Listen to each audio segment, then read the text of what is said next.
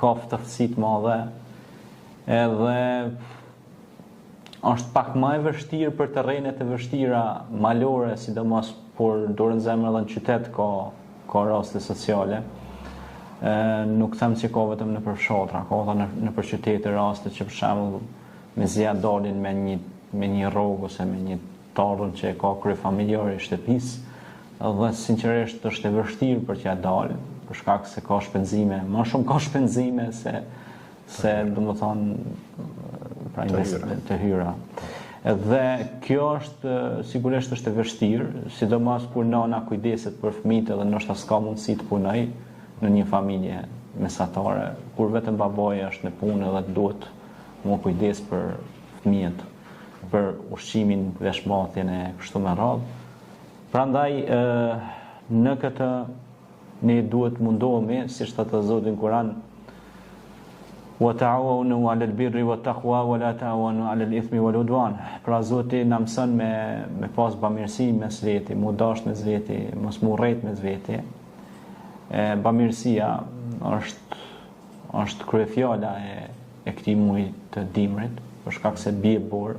Ne kemi pas rast për shembull me disa miq edhe shok që kemi organizuar por edhe përmes shoqatës. Kemi pas rast që kemi çuë ushqime, veshmatje për njerëz nevojë. Dhe vazhdojmë ta bëjmë këtë përmes shoqatës, a kupton ajo? Edhe por normal se na vetëm nuk mund t'ja dalim dot, pa përkrahin e bizneseve, pa përkrahin e njerëzve të cilët kanë arritur pasuri, kapital, edhe kanë mundësi me ndonë një pjesë të vogël për jetimet të varfrit, bonjakët, të pastrehet e kështu me radhë. Mund të thotë dikush, po tash pse ai s'punon, po tash ka dalë burse se duhet me shiku pak edhe kushtet pse ai s'punon, domethënë, kupton ja. Në këtë rast, për shembull, nëse është kryefamiljari në punë, nëna e ka fëmijë të vegjël, thotë ti çojnë çerrë, po vllai më çon çerrë, po do të më paguash çerrë, mos harroj. A kupton ja.